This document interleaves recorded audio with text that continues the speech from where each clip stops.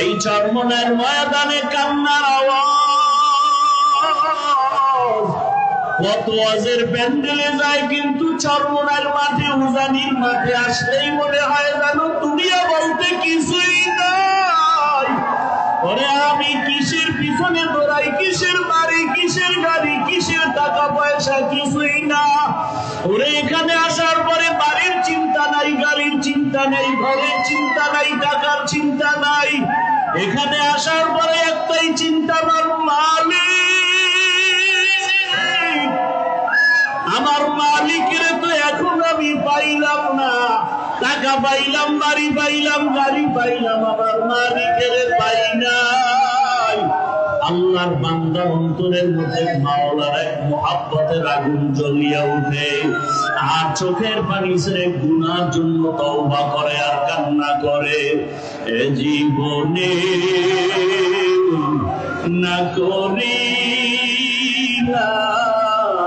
বান্দাগি, গুনাহ করে কাটাইলাম জিন্দেগি, গুনাহ করে কাটাইলাম জিন্দেগি।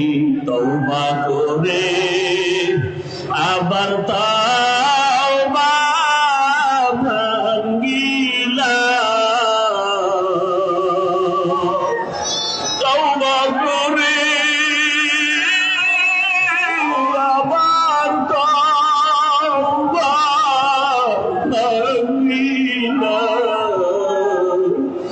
অবশেষে খাঁটি তওবা করিলাম, অবশেষে খাঁটি তওবা করিলাম। সকলেরই দরজা হইতে ফিরিয়া, সকলেরই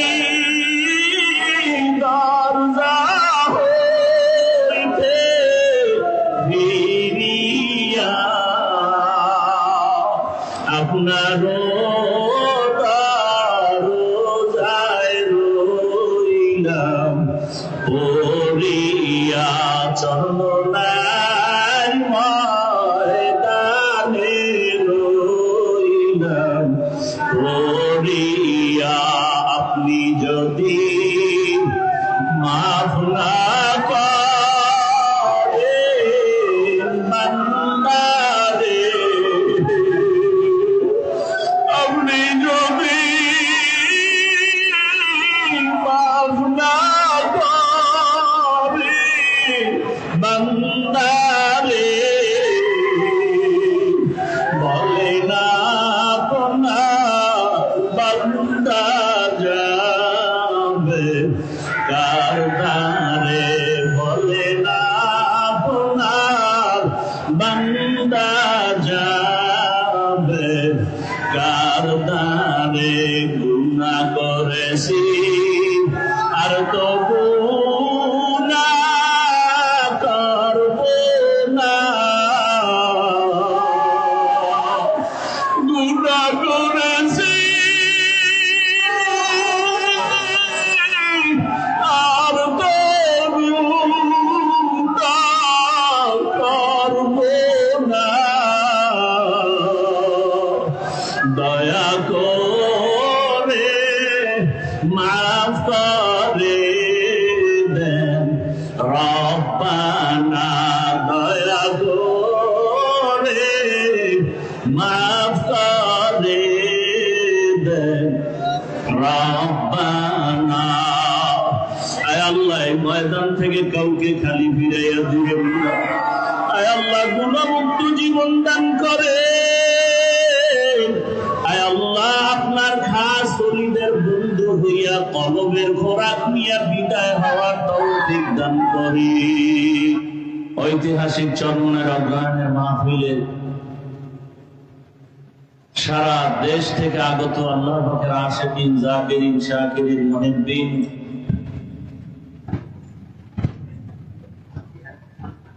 মুজাহিদ ভাইয়েরা, যুবক বন্ধু, পর্দার আড়ালের মা বোনেরা, 3 দিন ব্যাপী মাহফিলের আজ দ্বিতীয় দিন শেষের দিকে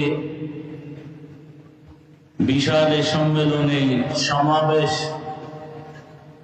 এ মাহফিলের মধ্যমণি হযরত পীর সাহেব হুজুর চরমনাই দামাত বারাকাতুহুম, নায়েবে আমিরুল মুজাহিদিন দামাত বারাকাতুহুম সহ দেশভরের উলামায়ে কেরাম, কেউ এখানে বয়ান করেন আমাদের কলবের খোরাক দেওয়ার জন্য, আর আমরা কলবের খোরাক নেওয়ার জন্য আসি। আল্লাহ পাক আমাদের এই ময়দান থেকে কলবের খোরাক নিয়ে যাওয়ার তৌফিক আল্লাহ দান করেন। সংক্ষিপ্ত 2-4টি কথা বলার নিয়তে কোরআনে হাকিমের যে আয়াত পড়েছি, রাসূলের একটি হাদিস পড়েছি। আল্লাহ পাক বলেন, وَأَمَّا مَنْ خَافَ مَقَامَ رَبِّهِ وَنَهَى النَّفْسَ عَنِ الْهَوَى فَإِنَّ الْجَنَّةَ هِيَ الْمَأْوَى। আল্লাহর আদালতে দাঁড়াইয়া হিসাব দেওয়ার ভয়ে দুনিয়াতেই যারা নিজেদেরকে গুনাহ থেকে ফিরায় রাখবে, বাঁচায় রাখবে, আল্লাহ তাদেরকে বিনা হিসাবে জান্নাত দান করবে। নবীজি বলেন, ইত্তাকিল মাহারিম তাকুন আবাদান নাস। আল্লাহর নিষিদ্ধ জিনিস থেকে নিজেকে বাঁচাও, তো আল্লাহ মর্যাদা মানুষের কাছে বৃদ্ধি করে দিবেন। তো আল্লাহর আদালতে দাঁড়াইয়া হিসাব দেওয়ার ভয় অন্তরে জমা করে গুনাহ থেকে বাঁচার কথা আল্লাহ বলেছেন। আল্লাহর আদালতে দাঁড়ানোর ভয় কেন? এবং আল্লাহ পাক রব্বুল আলামিন বারবার আমাদেরকে ভয়ের কথা বলেন। কোরআনের শুরুতেও ভয়, শেষেও ভয়, বারবার। যালিকাল কিতাবু লা রাইবা ফীহি হুদাল লিল মুত্তাকিন। আল্লাহ কোরআন নাযিল করেছেন মুত্তাকিনদের হেদায়েতের জন্য। মুত্তাকি কারা? যারা তাকওয়া অর্জন করে। তাকওয়ার মূল কথা আল্লাহর ভয় বা গুনাহ থেকে বেঁচে থাকা। দুনিয়াতে আমরা জানি যারা ভয়ঙ্কর তাকে মানুষ ভয় করে, ডাকাত, চোর, এক কথায় যে জালেম ভয়ঙ্করকেই ভয় করে। আমার আল্লাহ কি ভয়ঙ্কর না দয়ালু? তাহলে দয়ালু আল্লাহকে ভয় করব কেন? আল্লাহ পাক রব্বুল আলামিন বারবার, শুধু আমাকে, আমাদেরকে না, যে রাসূল আল্লাহ পাকের এত প্রিয়, যার চেহারা দেখলেই ক্ষুধা নিবারণ হয়ে যায়, সেই রাসূলকেও আল্লাহ বলেন ভয় করার জন্য। ইয়া আইয়ুহান নাবিয়্যু তাকুল্লাহ ওয়া লা তুতি'ল কাফিরিনা ওয়াল মুনাফিকিন। হে রাসূল, আমি আল্লাহকে আপনি ভয় করেন, কাফের মুনাফিকের অনুসরণ করবেন না। বারবার বারবার এই ভয়। এই যে যত বয়ান হইতেছে, গতকাল, আজ আমিরুল মুজাহিদিন, নায়েবে আমিরুল মুজাহিদিন, আমাদের উপদেষ্টা মহোদয় ভয়ের কথা। কারণ তাকওয়া, আল্লাহর ভয় এমন একটা মেডিসিন যেটা অর্জন করতে পারলে সে বিনা হিসাবে জান্নাত পেয়ে যাবে। হারকে দারাত খাউফে আকদার দিল মাদাম জান্নাতুল মাওয়া দেহাদ ওরা মাকাম জুজবা হাকচি যে মাখাজ ইনসো জা ফজলে উআ মাস্তায়দর জুমলা জাহান। একদিকে আল্লাহ বলেন আমাকে ভয় করো, অন্যদিকে আল্লাহ বুঝাইতে চান আমি চাই না কেউ আমার গোলাম জাহান্নামে যাবে। আমি আল্লাহ চাই আমার মহব্বতে প্রত্যেকটা বান্দা বান্দি জান্নাতে যাক। কারণ আমি আল্লাহ বড় আদর করে মানুষ বানাইছি। আমি আল্লাহ এত মহব্বত করে বান্দা বান্দি বানাইলাম, এমন আদর মহব্বত করে কোন প্রাণী আমি সৃষ্টি করি নাই। আমি আল্লাহ মহব্বত করে বানাইছি কেমন? আল্লাহ বলেন ওয়া খুলিকাল ইনসানু যায়ীফা, আমি মানুষ বানাইছি বড় দুর্বল করে। দুর্বল মানুষটা কেমন? একটা মশার কাছেও দুর্বল, একটা পিপিলিকার কাছেও দুর্বল, মেধার বেলায় দুর্বল, খানার বেলায় দুর্বল। যদিও দুর্বল করে বানাই না, তবে সব মখলুকতের মধ্যে মর্যাদা সবার উপরে দিয়েছি। মানুষ যদিও দুর্বল, মর্যাদা দুর্বল না। এ কারণে আল্লাহ পাক দুনিয়ার সব মখলুকতের মাঝে মানুষের সম্মান বাড়ায় দিলেন। দুর্বল মানুষটাকে মর্যাদা দেওয়ার কারণে শক্তিশালী বাঘ মানুষকে সম্মান করে, শক্তিশালী গরু দুর্বল মানুষের সম্মান করে। কারণ আল্লাহ মানুষকে বড় আদর করে বানাইছেন। উজানির জমিনে ঘুমান্ত কারি ইব্রাহিম রাহমাতুল্লাহ আলাইহি, যার রুহানি ফায়জ ও বারাকাতের এই ময়দান, উজানির কারি ইব্রাহিম রাহমাতুল্লাহ আলাইহি তিনিও রুহানিয়তের ফায়জ ও বারাকাত নেওয়ার জন্য রশিদ আহমদ গঙ্গুহি রাহমাতুল্লাহ আলাইহির দরবারে গিয়েছেন। ওই উজানির জমিনের ঘটনা সবাই জানেন যে জঙ্গল সাফ করতে গিয়ে দেখে একটা বাঘ তার বাচ্চাকে দুগ্ধ পান করায়। উজানির কারি সাহেব হুজুর বললেন, বাঘ বনি আদম শ্রেষ্ঠ জাতি এখানে বসবাস করার জন্য আসছে, তুমি তোমার গন্তব্যে চলে যাও। বলতে দেরি বাঘ তার বাচ্চা নিয়ে জঙ্গল পাহাড়ে যাইতে দেরি করে নাই। খাকো বাগো আবু আতিশ বান্দা বামানে তু মুর্দা বা হক জিন্দা আন। চরমরায় জমিনে ঘুমন্ত ওলিয়ে কামেল সৈয়দ ইসহাক রাহমাতুল্লাহ আলাইহির ঘটনা শুনেছি। বয়ান করতেছেন, বয়ান যখন চলতেছে ময়দানের ভেতরে যেমন কিয়ামতের মাঠ শুরু হয়ে গেল। গলা কাটা মুরগির মতো মানুষ কান্না করে। একজনে বলে, বয়ান বুঝি না। আল্লাহর ওলি বলে, মানুষ এত নিমক হারাম কেন হইলি? আরে কোরআনের কথা গরু শুনে, আল্লাহর কথা গরু শুনে মানুষ কেন শুনবা না? এ কথা বলিয়া গরুকে ডাক দিছে, গরু দৌড়াইয়া হাজির হয়ে গেছে। এটা আমার আল্লাহ পাকের কুদরত। মানুষ এগুলো না বুঝার কারণে বাজে মন্তব্য করে। আরে আল্লাহর কাছে তো বান্দা বড় প্রিয়।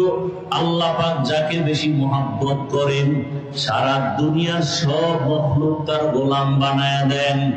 আল্লাহ পাক তার নবীকে পর্যন্ত বলেন, আমাকে ভয় করেন, ভয় করিয়া গুনাহ থেকে নিজেকে বাঁচান। রহমতের নবীকেও তাকওয়ার কথা বললেন। সারা দুনিয়ার মানুষকে বললেন, গুনাহ থেকে নিজেকে বাঁচাও, তবে বাঁচাবার জন্য লাগবে আল্লাহর ভয়। আল্লাহর আদালত তো বড় দয়াময়, আল্লাহ বড় দয়ার মালিক, কিন্তু আল্লাহ বারবার ভয়ের কথা বললেন কেন? বলে আল্লাহর আদালতটা হবে বড় ভয়ঙ্কর। আম্মা জান আয়েশা রাদিয়াল্লাহু আনহার কথা আমি প্রায় সময় বলি। একদিন তাকায় দেখে রহমতের নবী ঘরের হুজরার মধ্যে বসে কান্না করেন।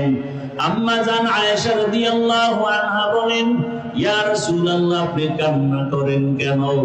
রহমতের নবী বলেন, আয়েশা, আমার জীবনে দুইটা কথা মনে পড়লে বেশি কান্না করি। একটা হলো আমার দুঃখের জীবনের সময় আমার আপন বলতে কেউ ছিল না। আর একটা সময়ের কথা মনে পড়ে হাসরের মাঠ, যেদিন আল্লাহর আদালত কায়েম হয়ে যাবে। এই জমিনটা পুরা হবে হাসরের মাঠ, আর মক্কার পাশে আরাফার ময়দান হবে আল্লাহর আদালত। আল্লাহর নবী বলেন, ওই দিন সমস্ত মানুষগুলো উলঙ্গ দাঁড়াবে। আম্মা জান আয়েশা বলেন, মানুষ কি লজ্জা পাবে না? নারীদের দিকে তাকাবে, লজ্জা হবে না? আল্লাহর নবী বলেন, আয়েশা, হাসরের মাঠ এতটা ভয়ঙ্কর হবে, কেউ কারো দিকে তাকাবার পর্যন্ত হুঁশ হবে না। এত ভয়ঙ্কর হবে হাসরের মাঠ। মানুষগুলো পাগলের মতো দৌড়াদৌড়ি করবে, সূর্যটা মাথার উপরে নেমে আসবে, ওদিকে জাহান্নামের চিৎকারের আওয়াজ, সূর্যের গরমে মাটির জমিনটা তামা হয়ে যাবে।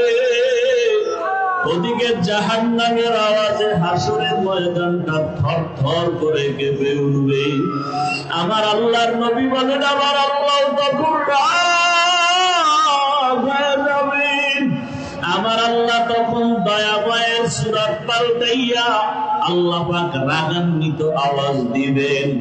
এমন এক ভয়ঙ্কর আওয়াজ, লিমানিল মুলকুল লিল্লাহিল ওয়াহিদিল কাহ্হার। আল্লাহ পাকের কুদরতি আওয়াজে হাসরের ময়দানটা থরথর করে কেঁপে উঠবে। ওদিকে জাহান্নামের আওয়াজ, জাহান্নাম চিল্লাইতে থাকবে আর বলবে, আল্লাহ গুনাহগার গুলো কোথায়? গুনাহগার গুলো আমার পেটে দাও, আমার পেটে ক্ষুধা। আল্লাহ বলবেন, ফেরেশতারা জাহান্নামকে ফিরায়া রাখো। জাহান্নাম যদি সামনে আগায় বিচার করা সম্ভব হবে না। 70,000 শিকল লাগাইয়া জাহান্নামকে ধরিয়াও রাখতে পারবে না। উম্মতেরা পাগলের মতো দৌড়াবে। এই অবস্থা দেখে নবী বলেন, সব নবীদের কান্নার আওয়াজ। আদম নবী কাঁদবেন নিজের চিন্তা পেরেশানি, মুসা নবী কাঁদবেন, ঈসা নবী কান্না করবেন। এমন এক পরিস্থিতি হবে, উম্মতেরা পাগলের মতো নবীদের কাছে গিয়া বিমুখ হয়ে যাবে। সর্বশেষ উম্মতেরা গরম সহ্য করতে পারবে না, তালাশ করবে আখিরি নবী কোথায়। আল্লাহর নবীর কথা বলার পরে আল্লাহ জান বলেন, নবী আপনাকে কোথায় পাওয়া যাবে? উম্মতেরা কোথায় পাবে? আম্মা জানকে নবী বলেন, আয়েশা, ওই হাসরের কঠিন সময় আমি মাকামে মাহমুদে রবের দরবারে সিজদায় পড়ে কান্না করব। মুসা নবী কাঁদবেন নিজের ফিকিরে, উম্মতের চিন্তা নাই। ঈসা নবী কাঁদবেন, উম্মতের চিন্তা নাই। আর আমি মুহাম্মদ সিজদায় পড়ে কান্না করব, একবার নিজের চিন্তা করব না। বারবার বলবো, আমার উম্মত, ও আল্লাহ আমার উম্মতের বাঁচাও। আমার একটা উম্মত যেন জাহান্নামের আগুনে না যায়, কারণ আমার উম্মত জাহান্নামের আগুন সহ্য করতে পারবে না। ওই জাহান্নামের আগুন এত ভয়ঙ্কর আগুন।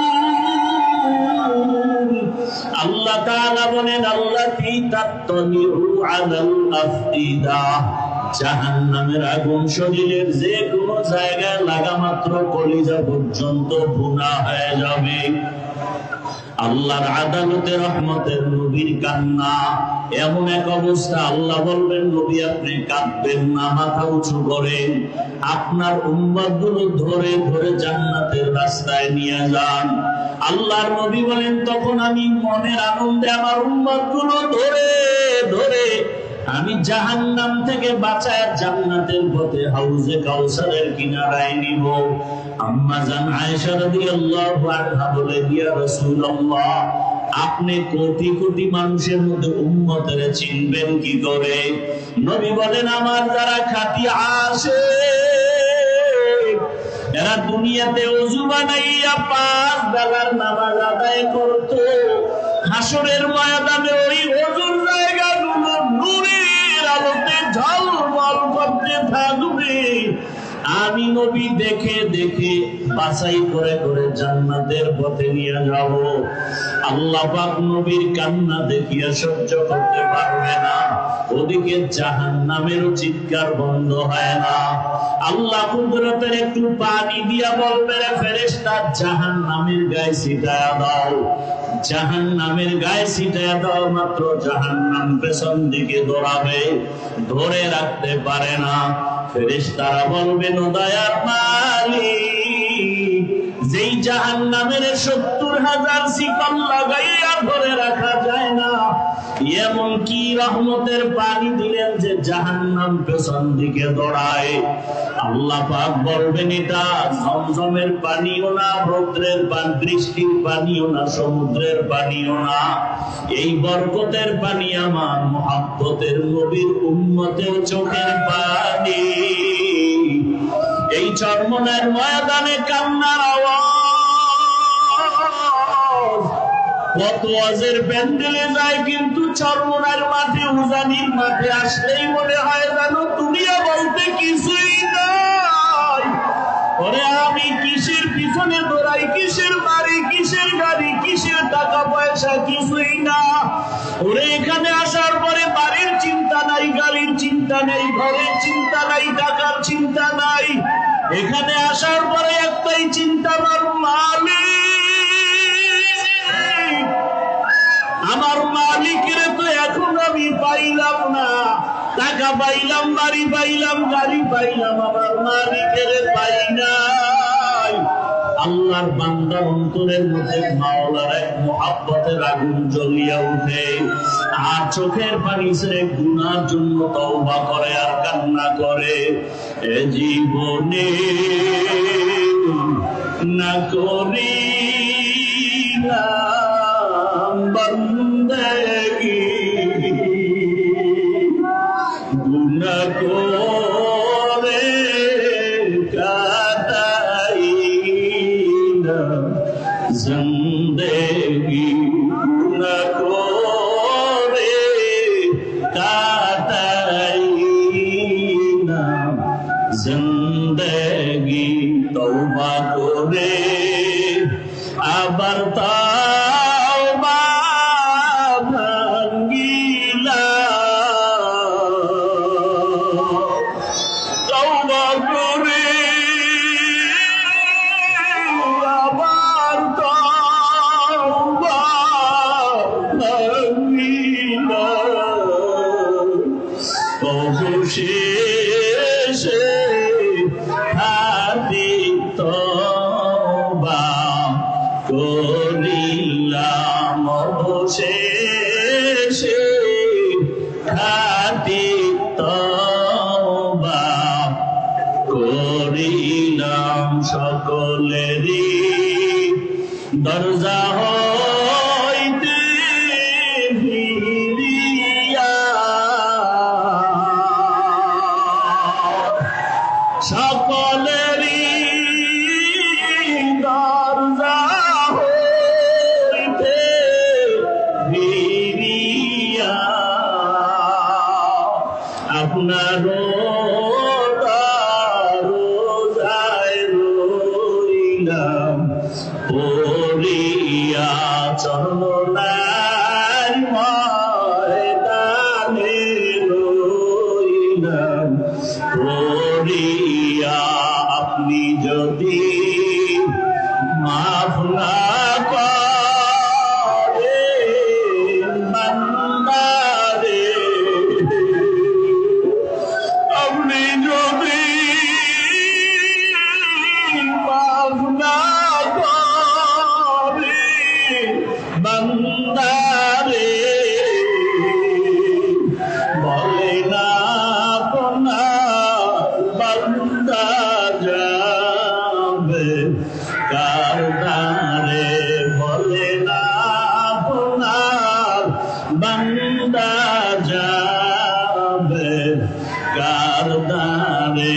গুনাহ করেছি আর তো গুনাহ করব না, গুনাহ করেছি আর তো গুনাহ করব না। দয়া করে মাফ করে দেন রব্বানা, দয়া করে মাফ করে দেন রব্বানা। আয় আল্লাহ, ময়দান থেকে কাউকে খালি ফিরাইয়া দিবেন না। আয় আল্লাহ গুণমুক্ত জীবন দান করে। আয় আল্লাহ আপনার খাস ওলিদের বন্ধু হইয়া কলবের খোরাক নিয়ে বিদায় হওয়ার তৌফিক দান করেন। আল্লাহ আমাদের সবাইকে কবুল করেন। দোয়া চাই আল্লাহ পাক ইখলাসের সাথে খিদমতের জন্য কবুল করেন। সুবহানাল্লাহি ওয়া বিহামদিহি সুবহানাকাল্লাহুম্মা ওয়া বিহামদিকা আশহাদু আল লা ইলাহা ইল্লা আনতা আস্তাগফিরুকা ওয়া আতুবু ইলাইক। আলহামদুলিল্লাহ। আসসালামু আলাইকুম হুজুর। জয়পুর উপজেলার সকল সংগঠন